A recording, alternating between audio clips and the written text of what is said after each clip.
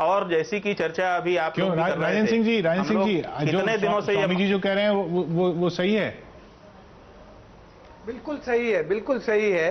और स्वामी श्री जो कह रहे हैं वो बहुत ही सत्य वचन है कि वहां उस कमेटी में जिस तरह के लोग हैं और जो जितनी भी अथॉरिटी और ये सब बनी है, उनमें जब तक हमारी गंगा मैया की जो सेहत खराब हुई है, उस सेहत खराब को ठीक करने के लिए एक समग्र रूप से लगने वाले लोग, उनको यदि कोई लगना भी चाहते हैं तो आपका क्या रोल रहता है वहां पे? आपको भी तो शामिल किया गया, आपका क्या रोल रहता है?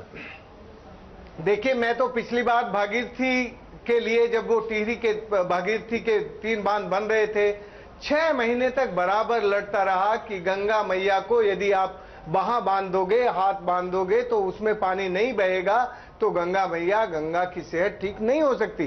तो 3 बांध, लुहारी नागपाला, पाला मनेरी और भैरव घाटी, हम सब लोग स्वामी जी की प्रेरणा से और सब लोग मिलके उनको रद्द करा सके थे।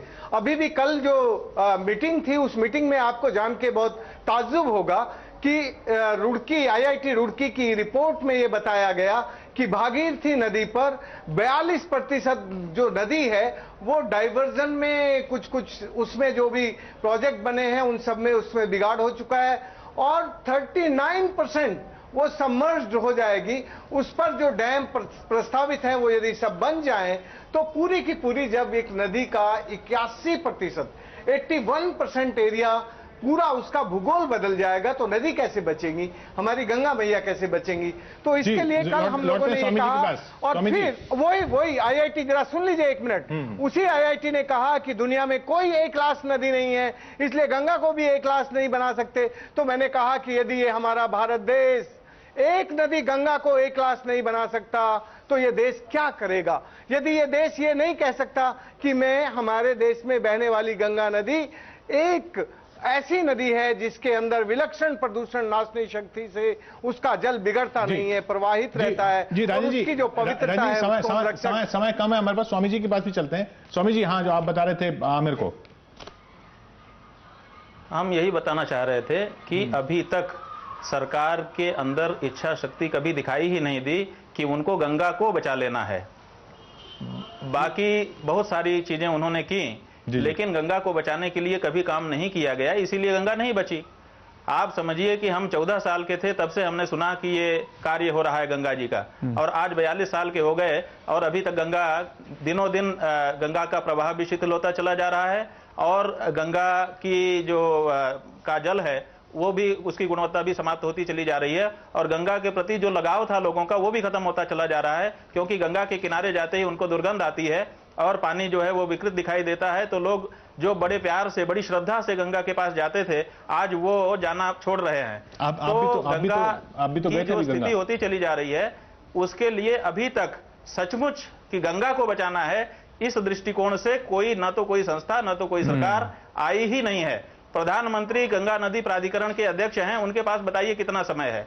2008 में गंगा नदी घाटी प्राधिकरण उन्होंने बना दिया, आज 2012 बीतने जा रहा है, अभी तक केवल 3 बैठकें हुई हैं, जिनमें से तीसरी बैठक हम लोगों के आमरण अनशन के बाद हुई है कि आप बुलाइए बैठक। मुद्दा जो अभी तक समझ में आ रहा है स्वामी जी और राजन जी की बातों से, और अभी तक वो एक व्यक्ति नहीं दे पाए कि वो ये व्यक्ति जिम्मेदार है, पूरे देश के लोग इससे बात करो गंगा के बारे में। वही एक व्यक्ति जो मैं वही बार मैं उसी मुद्दे पे आ रहा हूं, किशोर जी, राजेंद्र जी, स्वामी जी के, नकवी साहब, मैं आप सबसे ये कह रहा हूं कि एक इंसान को हमें सेलेक्ट करना है कि भैया ये आदमी है, ये जिम्मेदार है, ये हमको राह दिखाएगा, हम इसके कहे पर चलेंगे, और वो जो प्लान ब्लूप्रिंट बनाएगा हम उसको फॉलो करेंगे, चाहे वो कानून बनाए, या वो जिस ब्लूप्रिंट के साथ अग्री करेगा। जी। तो जब तक एक इंसान को इसकी जिम्मेदारी नहीं दी जाएगी, मुझे नहीं लगता कि ये इसका हल कभी निकल सकता। तो आप कह रहे हैं कि अगर एक इंसान इसलिए क्यों? आमिर भाई, मैं इसमें एक बात जोड़ना चाहूंगा। आमिर साहब, मैं इसमें एक बात छोड़ना चाहूंगा, जो सरकार जो इसका सोल्यूशन जहां पे भी तलाश रही है, एक्चुअली वो सोल्यूशन नहीं है। सोल्यूशन हम कहां जोड़ रहे हैं? हम जोड़ते हैं इंफ्रास्ट्रक्चर के साथ में, पैसे के साथ में।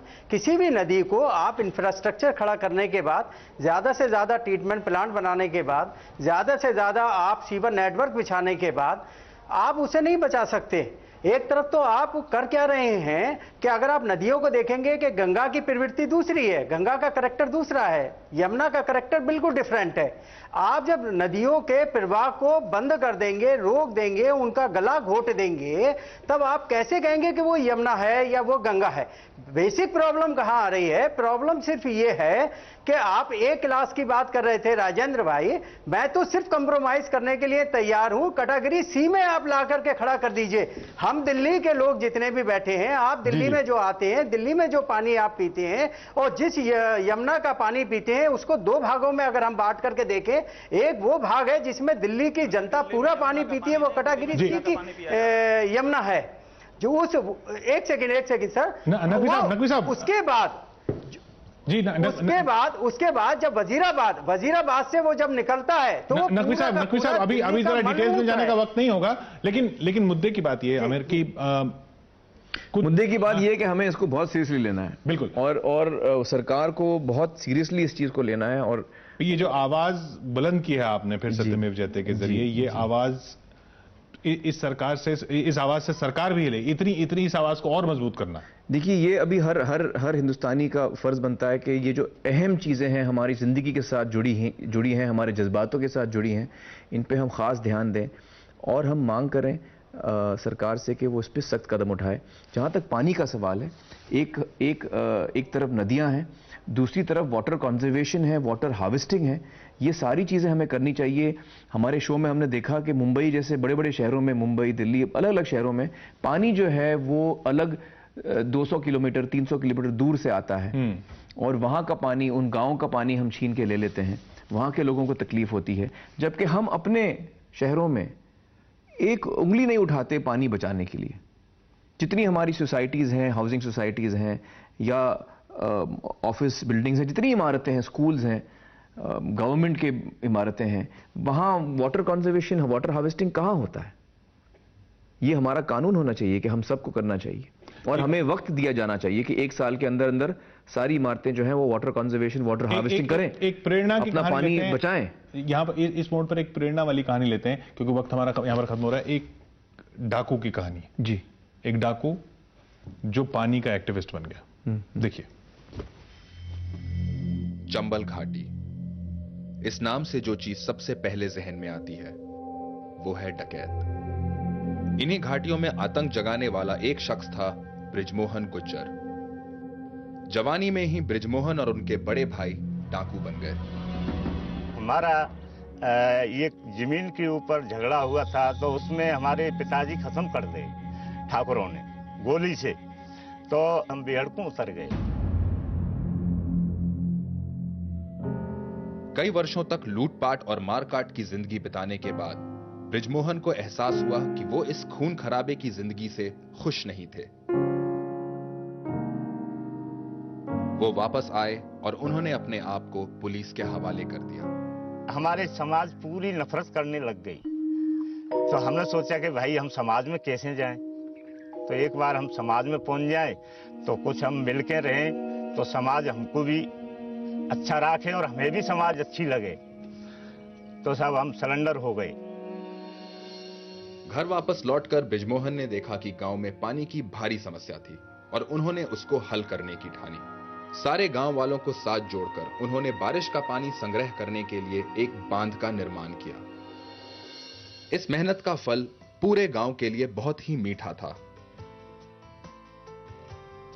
कभी खून के प्यासे माने जाने वाले व्यक्ति ने एक गांव की प्यास बुझाई।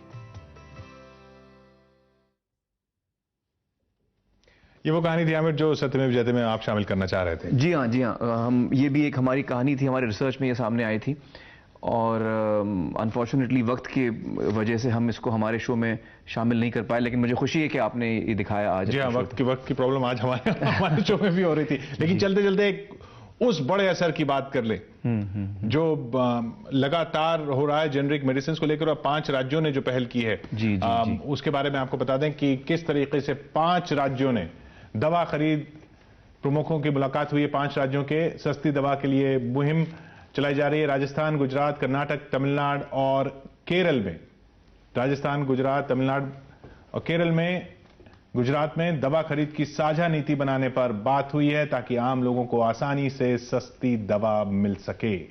यह है सत्यमेव जयते का असर।